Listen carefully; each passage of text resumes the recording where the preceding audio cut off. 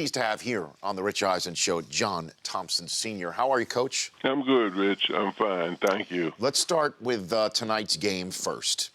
Seeing Villanova in this game against North Carolina, does this bring back any memories at all for you, seeing Villanova in this game tonight? Let me tell you something, Rich. Both of them bring back memories. Yes, they we do. got to the Final Four 3 times.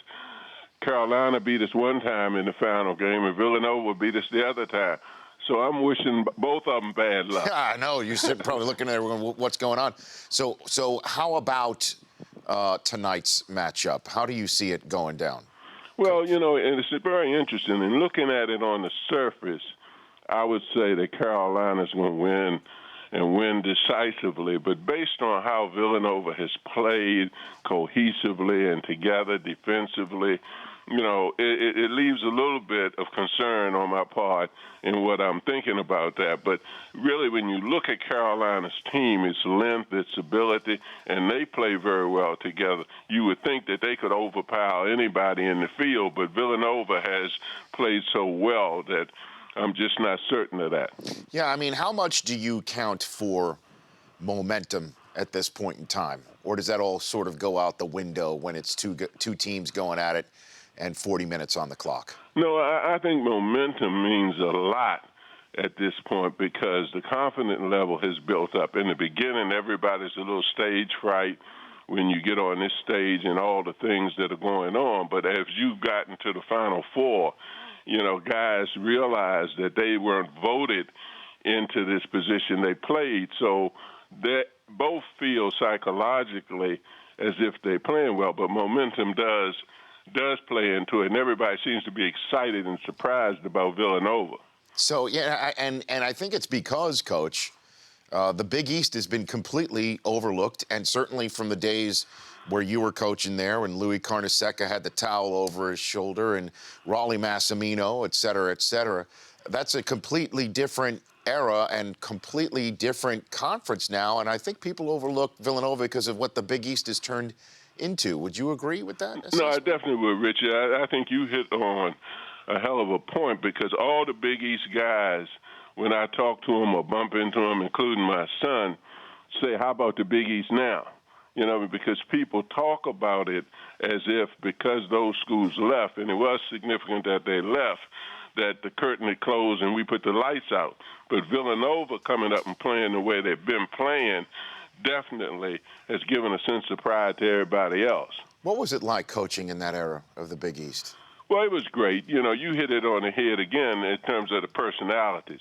I think the basic difference is that we had a lot of personalities in terms of coaches that were on it, and we had a lot of excitement, and as you know, a lot of fistfights, you know, occurred out on the floor. But I think the interesting thing to me is that after it all was over, most of the guys were friends and they got along fine. But the games were extremely competitive and extremely exciting. And let's talk about some of your former Georgetown players right now, Coach. I'm with John Thompson Sr., Basketball Hall of Famer, Westwood 1 NCAA analyst here on the Rich Eisen Show. Let's start with Iverson, who's going into the Naismith Basketball Hall of Fame. Knowing when you first met this young man and what he has been through, what do you think this means, this announcement? Well, I know it means an awful lot, you know, to Allen. And Allen sometimes is not a person who wallows in his personal accomplishments.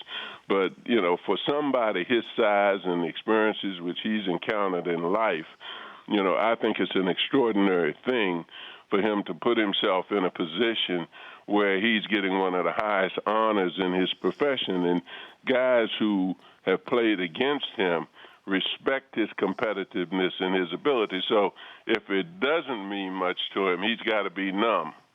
But in terms of you, though, let's talk about you, Coach. The fact that you gave him a shot, no one was really going to give him a shot based on what was going on in his life at the time. What does it mean to you to see that the opportunity that you put your foot down for years ago is now winding up with an enshrinement?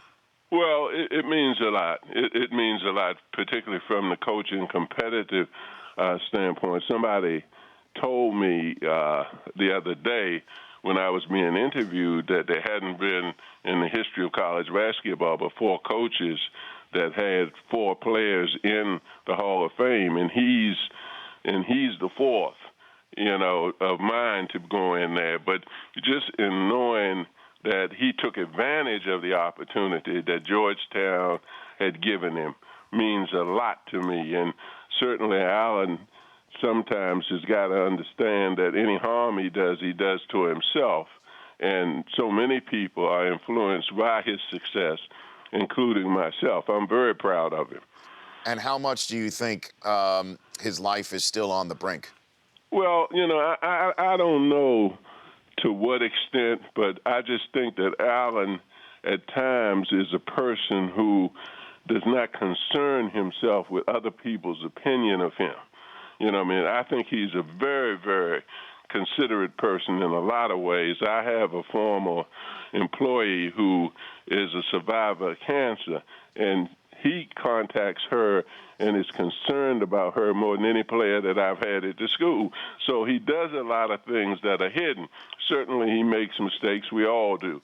But I'm just hoping he doesn't make a mistake that hurts him to the point that he can't recover from it. John Thompson here on the Rich Eisen Show. Let's talk Ewing now. He has been an assistant coach in the NBA since 2002, John. And when do you think he's going to get a shot at a head coaching job? And why do you think he hasn't gotten one yet? Well, I don't think, Rich, people perceive guys that played his position as being guys who control a lot of the brains out on the court. And I say that being paranoid myself, being 6'10". I say that there are very few big guys. If you go through Jabbar and you go through Walton, if you go through a lot of those guys who were big, very few of them were hired as coaches.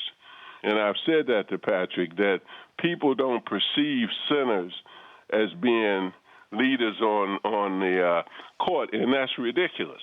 Because I've seen a lot of dumb guards in my time. But I think that has a lot of influence on him because usually big people are pigeonholed as being big men's coach, whereas guards are perceived as coaching the team. But a big guy, the minute he gets a job, somebody will say he's the big man's coach. And I think Patrick has been hurt by that.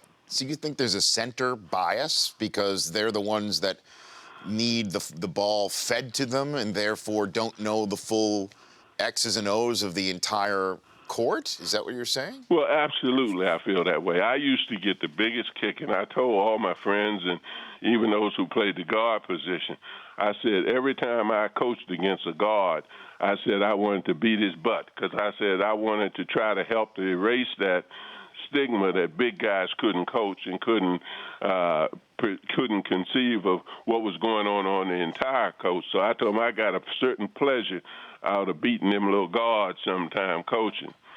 And in terms of Ewing and back in the day in the Big East, everybody stayed in school. Everybody played 4 years. I think Ronnie Cycli might have stayed there 10. It just felt like he was there forever in Syracuse, Coach. And so much hand-wringing now over the amount of time that kids spend in college before they get to the NBA and what the NBA should do about it. If I put you in charge, John Thompson, what would you do about this issue? Well, I think, and I say this a lot of times to young people whose parents ask me, should they leave? I would say absolutely not. They should not leave, but they have to leave. With the kind of money that's being given out now, and particularly to the forward and guard positions on the court, where people change their mind rapidly about their abilities, that if a guy is assured, and I mean assured because a lot of kids think that they're going to make pro ball who jump out of school foolishly and don't get anything, but if a guy is assured of guaranteed money and he's a forward or a guard, it's very difficult to tell him that he shouldn't go. You think that he should stay in school, but it's the sign of the times. Patrick, Alonzo, Dikembe, Allen, all of those guys, Allen did go, that if they were in today's climate, they wouldn't have stayed in school for 4 years. And what do you think about the idea of paying players when you see, say, the ACC making a record $40 million because of out of this tournament because of the number of teams that made it? Do you think players should be given a stipend or just flat out paid, Coach? No, I think how do you administer that? That's where the problem is concerned. I would say, sarcastically, when I was coaching, that I would want all of them to get paid because then I could call employees if they didn't produce, I could fire them. I said, so there's a lot more involved. Internal revenue is involved. And I think people say that because they understand the revenue that's generated by them. The one thing that I have a big problem with, and I was talking to Charles Barkley about this yesterday, is that people devalue education. I hate to hear them say that the schools make a lot of money and the kids get nothing. An education is a hell of a lot you get. It may not be enough in some instances, but if you look at people who have those loans trying to pay them off 10 years after they've left school, they'll tell you that education has some value. I've got a couple more questions for you, Coach, before I let you go and call tonight's game. Real briefly, first things first, did the NBA ever knock on your door? Yeah, I had an opportunity a few times to, go into the NBA, but I just felt that I was very comfortable where I was. I enjoyed doing what I was doing, and it was not something that I wanted to do, but I had enough opportunities to go into the NBA and coach, yes. Is there one that was the closest that you recall at all? Probably Denver. Probably Denver at the time was probably the one that I came close to saying that, this may be something I want to do. And that was based on the time and what was going on. And, the guy who was moving into an ownership position was new at that time. And you could feel that you could, cultivate the culture of the team. At that point. Was Alex English on the team then? Who was I don't even remember, to tell you the truth. Okay. I don't even remember who the players were. And I'm from Staten Island, New York, Coach. I grew up a St. John's man. Loved Louis Carnesecca. Just loved everything about him. And I always loved the relationship that you two guys seem to have. He's this little guy, and and then there you are towering over him. And what do you have a good fun story that you could just relate to me about your relationship with Carnesecca? Yeah, well, Louis, as you know, is competitive. Louis even recruited me when I was at John Carroll High School. He was the assistant coach at St. John's. So our relationship goes way back. I remember when the shoe contracts came in and coaches were getting shoe contracts and schools were getting shoe contracts, and Louis was told about it. And in his manner, he got very nervous about it. He said, "You better watch out. You better watch out." We said, "Well, Louis, the schools know, and we've told the school, your ass is going to be in Macy's window. It's going to be in Macy's window."